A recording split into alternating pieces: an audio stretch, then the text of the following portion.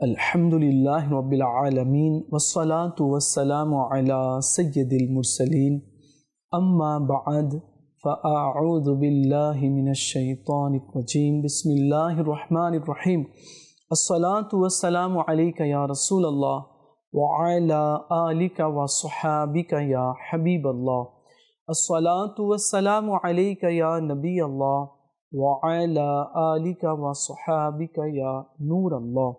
প্রিয় মাদিনী চ্যানেলের দর্শকবৃন্দ, আপনারা দেখছেন অনুষ্ঠান সিদ্ধান্ত আপনার। এই অনুষ্ঠানে আমরা নিজের আমল সম্পর্কে আমরা জেনে থাকি। অনেক সময় দেখা যায় আমরা সিদ্ধান্ত নিই না।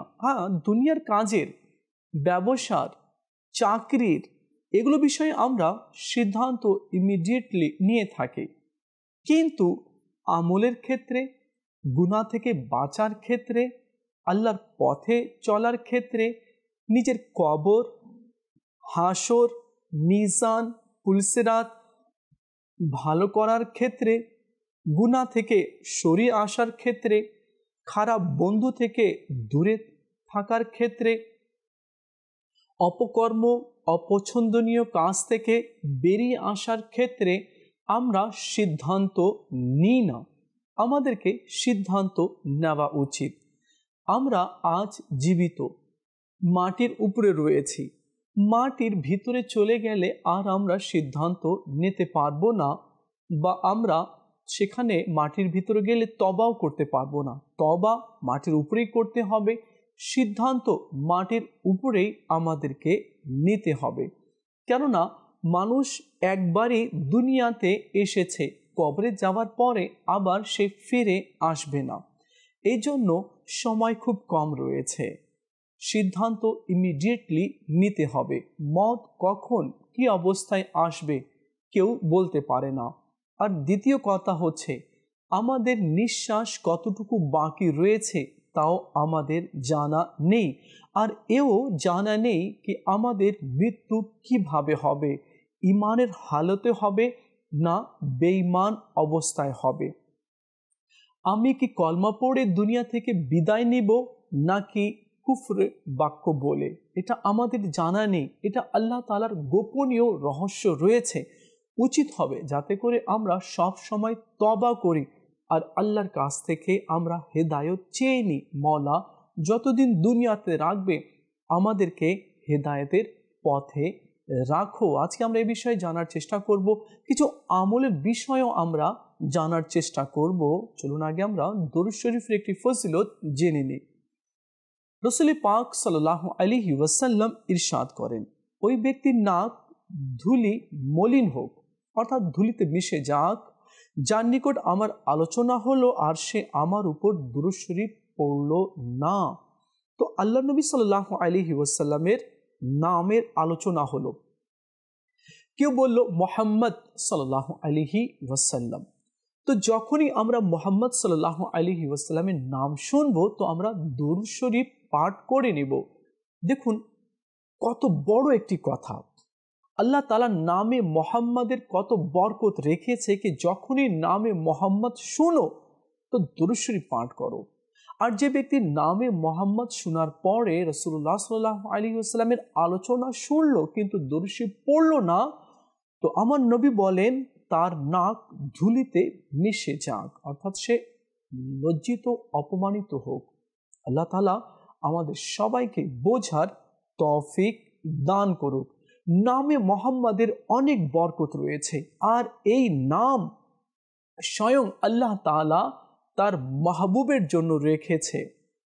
মা আমিনা রাদিয়াল্লাহু তাআলা আনহা বলেন কি অদৃশ্য থেকে আওয়াজ আসলো কি হে আমিনা, তুমি তোমার সন্তানের নাম মুহাম্মদ রাখবে। সিদরাতুল মুনতাহার পাতায় পাতায় মাহবুবে করিম সাল্লাল্লাহু আলাইহি ওয়াসাল্লামের নাম রয়েছে। জান্নাতে যে গিলাফ রয়েছে সেখানে মাহবুবে করিম সাল্লাল্লাহু আলাইহি ওয়াসাল্লামের নাম রয়েছে। কোরআনে পাকের মধ্যে সূরা মুহাম্মদ রয়েছে, আর কোরআনে পাকের মধ্যে 4 জায়গায় মুহাম্মদ নাম এসেছে। নামাজের মধ্যেও আমরা এইভাবে দরুদ পড়ে থাকি, আল্লাহুম্মা সাল্লি আলা মুহাম্মদ এই দরুদ ইব্রাহিমের মধ্যেও মুহাম্মদ সাল্লাল্লাহু আলাইহি ওয়াসাল্লামের নাম এসেছে। আজান যখন আমরা দিই বা শুনি, তো আজানের মধ্যেও মুহাম্মদ সাল্লাল্লাহু আলাইহি ওয়াসাল্লামের নাম, ইকামতের মধ্যেও নবী সাল্লাল্লাহু আলাইহি ওয়াসাল্লামের নাম, মিম্বার ও মেহরাবে যখন খুতবা দেওয়া হয়, তো সেখানেও মুহাম্মদ সাল্লাল্লাহু আলাইহি ওয়াসাল্লামের খুতবা পড়া হয়। তো নামে মুহাম্মাদের অনেক বরকত রয়েছে। চলুন আমরা নিয়ত করি, এখন থেকে আমরা চলতে ফিরতে উঠতে বসতে নবী সাল্লাল্লাহু আলাইহি ওয়াসাল্লামের নূরানি দরবারে অধিক হারে দরুদ পাঠ করব। সাল্লু আলাল হাবিব সাল্লাল্লাহু তাআলা আলা মুহাম্মদ সাল্লাল্লাহু আলাইহি ওয়াসাল্লাম। প্রিয় ইসলামী ভাইয়েরা, দরুদ পড়তেও আমাদেরকে সিদ্ধান্ত নিতে হবে। উম্মতি আর দরুদ পড়তে সিদ্ধান্ত নেবে না, যখনই আমরা নবী সাল্লাল্লাহু আলাইহি ওয়াসাল্লামের নাম শুনবো, দরুদ পড়বো, একটু অবসর হব, দরুদ পড়বো, অথবা আমরা একটি টাইম ফিক্সড করে নিব, এই টাইমে আমরা আমাদের নবী সাল্লাল্লাহু আলাইহি ওয়াসাল্লামের প্রতি দরুদ পাঠ করব। প্রিয় ইসলামী ভাইয়েরা, দেখুন আমরা মুসলমান, আর মুসলমানের প্রতিটি কাজ আল্লাহ এবং তার রাসূল সাল্লাল্লাহু আলাইহি ওয়াসাল্লামের সন্তুষ্টির জন্য হওয়া উচিত। আমি কাজে যাচ্ছি আল্লাহ পাকের সন্তুষ্টির জন্য, খাচ্ছি আল্লাহ পাকের সন্তুষ্টির জন্য, ঘুমাচ্ছি, চলছি, নিচ্ছি, দিচ্ছি, ব্যবসা করছি, সব কিছু আল্লাহ তাআলার সন্তুষ্টি অর্জনের জন্য হওয়া উচিত। কিন্তু দুর্ভাগ্যক্রমে আজ আমাদের অধিকাংশ লোকেরা নেকির পথ থেকে দূরে সরে গেছে, যা ইচ্ছে তাই করছে, যা মন বলছে সেটাই করছে। এখন মন কি ভালো বলছে না মন্দ বলছে, সে আমাদেরকে কোন দিকে নিয়ে যাচ্ছে এদিকেও আমরা ডিসাইড আমরা করি না। আমাদেরকে আমলের পথে আসতে হবে। কোন আমল করলে আল্লাহ তাআলা রাজি হয়ে যাবে, সেই আমলগুলো আমাদেরকে করতে হবে। আল্লাহ নবী সাল্লাল্লাহু তাআলা আলাইহি ওয়াসাল্লামের একটি হাদিসে কারিমা আমরা শুনব। আল্লাহ নবী সাল্লাল্লাহু আলাইহি ওয়াসাল্লামের দরবারে কেউ আরজ করলো, মুমিন বান্দা, নেককার, পরহেজগার, দিনদার, আল্লাহওয়ালা যখন মারা যায়, তো প্রথমে কবরে তাকে কি উপহার দেওয়া হয়? তো আল্লাহ নবী সাল্লাল্লাহু আলাইহি ওয়াসাল্লাম বললেন, তার জানাজায় অংশগ্রহণকারীকে আল্লাহ তাআলা ক্ষমা করে দেয়। এই সুসংবাদ তাকে শোনানো হয়, এই পুরস্কার তাকে দেওয়া হয় কি শোনো, তোমার জানাজাতে যারা অংশগ্রহণ করেছে, তোমার জানাজা যারা পড়েছে, তোমাকে খাটে যারা নিয়ে গিয়েছে, তোমাকে যারা মাটিতে রেখেছে, তোমাকে যারা কবর দিয়েছে, তো আল্লাহ এই সমস্ত ব্যক্তিকে ক্ষমা করে দিয়েছে। তো চিন্তা করুন যে মুমিন বান্দা যখন মারা যায়, তাকে যখন কেউ জানাজা দেয়, জানাজা নামাজ পড়ে, তো তাদেরকে আল্লাহ তাআলা ক্ষমা করে দেয়, তো সেই ব্যক্তিকে আল্লাহ তাআলা কত মর্তবা এবং জান্নাতে কত উচ্চ স্থান দান করবে। প্রিয় নবী সাল্লাল্লাহু আলাইহি ওয়াসাল্লাম ইরশাদ করেছেন, যখন কোনো জান্নাতি ব্যক্তি মৃত্যুবরণ করে, তখন আল্লাহ তাআলা ওই সমস্ত লোকদের শাস্তি দিতে লজ্জাবোধ করেন যারা তার জানাজা নিয়ে চলে, যারা জানাজার পিছনে চলে এবং যারা তার জানাজার নামাজ আদায় করেছে। সুবহানাল্লাহ, সুবহানাল্লাহ। অনেক সময় দেখা যায় অনেকেই মৃত্যুর সংবাদ শোনে কিন্তু জানাজাতে অংশগ্রহণ করে না, তার জানাজার নামাজ পড়ে না, কাঁধাও দেয় না আর মাটিও দেয় না, শুনেছে বাস এতটুকুই, ভাই একদিন সবাইকে মরতে হবে এ বলে এড়িয়ে চলে যায়। মহল্লা কেউ মারা গিয়েছে, আত্মীয়র মধ্যে কেউ মারা গিয়েছে, প্রতিবেশীর মধ্যে কারো ইন্তেকাল হয়েছে, তো আমরা শুধু শুনি আচ্ছা অমুক মারা গিয়েছে, খুব আফসোস হয়েছে, বাস এতটুকু বলেই শেষ করে দেয়, কিন্তু জানাজাতে অংশগ্রহণ করে না। দেখুন ইসলামীরা, যদি সে জান্নাতি হয় আর আমি জান্নাতি ব্যক্তির জানাজাতে আমি অংশগ্রহণ করলাম, তবে আল্লাহ তাআলা ওই ব্যক্তিকে আযাব দিতে লজ্জা বোধ করবে।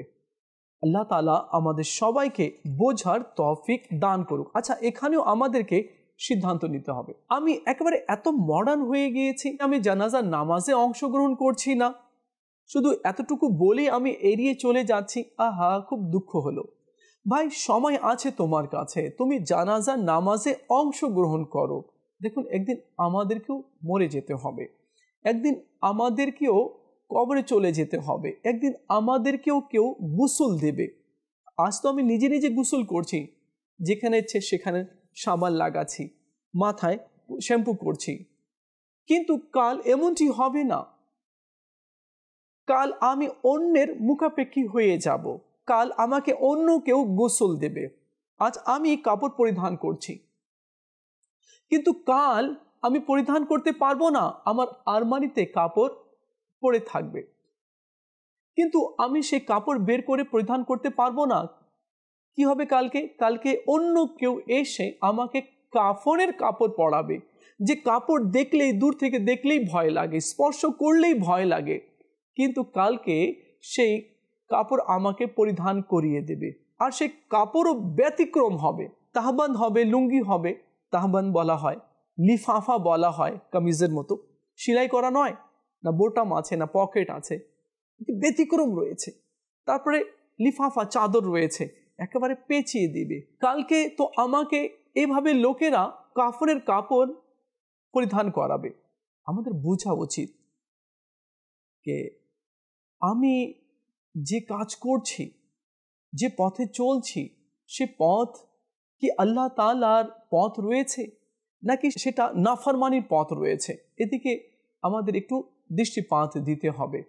আর যখনই কেউ ইন্তেকাল করে আর আমার কাছে সময় রয়েছে, তো আমাকে মাইয়াতে, জানাজা নামাজে অংশগ্রহণ করা উচিত।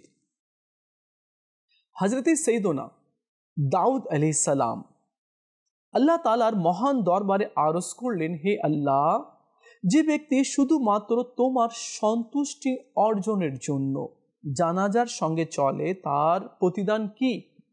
তখন আল্লাহ তাআলা ইরশাদ করেন, সে যেদিন মারা যাবে সেদিন ফেরেশতা তার জানাজার সঙ্গে চলবে এবং আমি তাকে ক্ষমা করে দেব। আমাদের সমাজে, আমাদের মহল্লায়, আমাদের এলাকাতে অনেক এমন লোক রয়েছে, মৃত্যুর সংবাদ শুনলেই ছুটে যায় গোসল দিতে, কবর খনন করতে। মানে আল্লাহ তাআলা মনে হয় এমন স্পেশাল লোকদেরকে সৃষ্টি করে রেখেছে, মৃত্যুর সংবাদ শুনলেই দৌড়ে যায় গোসল দেওয়ার জন্য। এই সরো, আমি করছি, হ্যাঁ পানি নিয়ে এসো, পানি গরম করো, হ্যাঁ কাফনের কাপড় কই, কাফুর কই, আতর কই, গোলাপ জল কই, এভাবে তারা বলে। আর কিছু লোক আছে তাড়াতাড়ি চলে যায় কবর খনন করতে। হযরত সৈয়দনা দাউদ আলাইহিস সালাম, দাউদ আলাইহিস সালামের ছেলে সুলাইমান আলাইহিস সালাম, দাউদ আলাইহিস সালামের যে শান রয়েছে, তিনি যে পাহাড়ের গুহায় থাকতেন আর ইবাদত করতেন, যখন তিনি জিকির করতেন তো পাহাড় পর্বত এবং সেখানে পড়ে থাকা পাথর এবং কঙ্করগুলো আল্লাহ পাকের জিকির করত। তো দাউদ আলাইহিস সালামকে আল্লাহ তাআলা অনেক মুজিজা দান করেছিলেন। তো সেই সমস্ত মুজিজার মধ্যে একটি মুজিজা হচ্ছে, তিনি যখন লোহা হাতে নিতেন তো ওই লোহা মোমের মতো হয়ে যেত। তো যেভাবে ইচ্ছে তিনি লোহাকে আকৃতি দিয়ে দিতে পারতেন, অর্থাৎ যুদ্ধের সামানগুলো হ্যাঁ তিনি তৈরি করতেন। আল্লাহ তাআলা এমন মুজিজা দাউদ আলাইহিস সালামকে দান করেছিলেন। তো দাউদ আলাইহিস সালাম আল্লাহ তাআলার দরবারে আরজ করলেন, মওলা, যে ব্যক্তি তোমাকে রাজি করার জন্য জানাজার সঙ্গে চলে, মাটি দিতে যায়, তো তার প্রতিদান কি রেখেছো? তো আল্লাহ তাআলা ইরশাদ করলেন, সে যখন মারা যাবে তো আমি ফেরেশতাকে পাঠাবো তার জানাজার সাথে চলতে, আর আমি তাকে ক্ষমা করে দিব। আল্লাহ তাআলা আমাদের সবাইকে বোঝার তৌফিক দান করুক। অনেক সময় দেখা যায় প্রতিবেশীতে মারা গিয়েছে, আমরা যাচ্ছি না, যাওয়া এটা হক রয়েছে, কিন্তু আমরা যাই না। আচ্ছা, আমি যে যাচ্ছি না এমন তো হচ্ছে না কি আমি অনেক বড় প্রতিদান থেকে আমি বঞ্চিত হয়ে যাচ্ছি? আমরা কাজের মধ্যে, এত ব্যস্ততার মধ্যে আমরা পড়ে গিয়েছি কি আমরা নিজের কাজকেই প্রাধান্য দিচ্ছি, নিজের বিজনেস পয়েন্টকেই আমরা প্রাধান্য দিচ্ছি, নিজের কারখানা, নিজের ইন্ডাস্ট্রি, নিজের কোম্পানি, নিজের জব, নিজের দোকান, নিজের হোটেল কি আমরা বেশি প্রাধান্য দিচ্ছি? না ভাই, এক সেকেন্ডের জন্য দোকান ছাড়া যাবে না, এক সেকেন্ডের জন্য কোম্পানি থেকে সরা যাবে না, এক সেকেন্ডের জন্য গার্মেন্টস থেকে হোক বা কারখানা থেকে ভাই সরা যাবে না। ভাই আমি তো সরি না, এভাবে কিছু লোক বলে। আমি ওই সকালে আসি, একেবারে বন্ধ করে যাই, জানো পরিশ্রম করতে হবে। আরে ভাই, আজ দেহে আপনার রূহ রয়েছে, তো আজ আপনি সকালে চলে আসছেন, কালকে কি করবেন? তো এই জন্য আমাকে আমলের দিকে অগ্রসর হতে হবে আর নিজের আখিরাতকেও আমার ভালো করতে হবে। এই কোম্পানি, এই ইন্ডাস্ট্রি, এই হোটেল, হ্যাঁ, এই দোকানপাট কি আমাকে জাহান্নাম থেকে বাঁচাতে পারবে, কবরের আযাব থেকে বাঁচাতে পারবে? পারবে না। তো এই জন্য নিজেকেও সময় দিতে হবে আর নিজের আত্মশুদ্ধিও করতে হবে। জানাজার নামাজে অংশগ্রহণ করা এবং মাইয়াতকে গোসল দেওয়ার কি ফজিলত এবং কত নেকি রয়েছে। অনেক সময় অনেক লোক আছে যারা ফজিলত জানে না, কিন্তু মাইয়াতকে গোসল দেয়। তারা এতটুকু জানে কি সওয়াব রয়েছে, কিন্তু কত রয়েছে, কত ফজিলত রয়েছে জানে না। চলুন আমরা শুনি। হযরতে মওলাই কায়নাত সৈয়দনা আলী মুর্তজা শের খোদা রাদিয়াল্লাহু তাআলা আনহু থেকে বর্ণিত, আল্লাহ নবী সাল্লাল্লাহু আলাইহি ওয়াসাল্লাম ইরশাদ করেছেন যে কোনো মৃত্যু ব্যক্তিকে গোসল দেয়, কাফন পরায়, সুগন্ধি লাগায়, জানাজা কাঁধে উঠায়, নামাজ আদায় করে এবং মৃত্যু ব্যক্তির যে সব মন্দ বিষয় দৃষ্টিগোচর হয় তা গোপন রাখে, সে গুনাহ থেকে এমনভাবে পবিত্র হয়ে যায় যেভাবে ওই দিন সে তার মাতৃ গর্ভ থেকে ভূমিষ্ঠ হয়েছিল। কিন্তু দুর্ভাগ্যক্রমে বাড়িতে সন্তান রয়েছে, বড় ভাই রয়েছে বা আত্মীয়রা রয়েছে, তারা গোসল দেয় না। না ভাই, আমাকে ভয় লাগে। আরে, যে বাবা তোমাকে ছোট্টবেলায় গোসল দিয়েছে, সাবান লাগিয়ে দিয়েছে, তোমাকে কাপড় পরিয়ে বাবা দিত, আজ সে বাবা দুনিয়া ছেড়ে চলে গেল, সেই বাবাকে সন্তান গোসল দিচ্ছে না, দূরে দাঁড়িয়ে থাকে। হ্যাঁ, আসবে, যে গোসল দেয় সে আসবে, আসছে, ফোন করেছি, রাস্তায় আছে, সেই গোসল দিবে। হক তো রয়েছে পরিবারের লোকদের, তারা যাতে বাবাকে গোসল দেয়, কিন্তু এমনটি হয় না। দেখুন প্রিয় ইসলামী ভাইরা, ছেলে সন্তান যত ভালোভাবে গোসল দিবে, অন্যান্যরা তো গোসল দেয়, কিন্তু একটু দরদ নিয়ে গোসল দিবে, একটু মায়া করে গোসল দিবে। তো এই জন্য উচিত হবে যাতে ছেলে সন্তান নিজের মৃত্যু বাবার গোসল দেয়, কাফন পরায়, আতর লাগিয়ে দেয়। এমন যাতে না করে कि ना भाई আমাকে ভয় লাগে, কাফনের কাপড় স্পর্শ করতে আমাকে ভয় লাগে, না না আমি খাটের কাছে যাব না, কবরে না, আমি কবরে নামতেই পারবো না। হ্যাঁ দেখো, তোমাদের মধ্যে কেউ যদি থাকে তো নেমে যাও। হ্যাঁ, এটা কি? আজ আমি কাফনের কাপড় স্পর্শ করতে ভয় করছি, কিন্তু কালকে আমাকে ওই কাফনের কাপড় পরিধান করতে হবে। আজ আমি ওই খাটের কাছে যেতে ভয় পাচ্ছি, কালকে ওই খাটেই লোকেরা আমাদেরকে নিয়ে যাবে কবরে। আজ আমি মাইয়াতকে গোসল দিতে ভয় পাচ্ছি, অথচ অন্য লোকেরা আমাকে গোসল দিবে, আমি মৃত্যু বরণ করব, আর আমার দেহ থেকেও রূহ চলে যাবে, আমি মাইয়াত হয়ে যাব। তো এই জন্য ইসলামী ভাইয়েরা আমাদেরকে সিদ্ধান্ত নিতে হবে কি আমি যে ভয় করছি, আমাকে ভয় করতে হবে নাকি মাইয়াতকে গোসল দিতে হবে। এটার অনেকগুলো সওয়াব রয়েছে, কিন্তু মানুষ এদিকে সিদ্ধান্ত নিতে পারে না। অনেক সময় মন চায় কি নামি কবরে, মাইয়াতকে নামিয়ে দিই, কিন্তু সে সাহস করতে পারে না। তো আল্লাহ তাআলা আমাদের সবাইকে বোঝার তৌফিক দান করুক। আমি কেন বলছি? এই জন্য বলছি যে মাইয়াতকে গোসল দিলে মন নরম হবে, তওবার দিকে মন অগ্রসর হবে, নেকির দিকে মন ধাবিত হবে। যখন কাফনের কাপড় স্পর্শ করব তো মন কেঁপে উঠবে, গুনাহ থেকে আমি দূরে থাকতে পারবো, মন নাফরমানের দিকে যাবে না। যখন কবরে নামবো, মাইয়াতকে এভাবে নামাবো, তো মন একেবারে দুর্বল হয়ে যাবে, না না আমাকে ওই মাটিতে নামতে হবে। তো সে নাফরমানের দিকে, গুনাহের দিকে, হারামের দিকে, অপকর্মের দিকে সে অগ্রসর হবে না।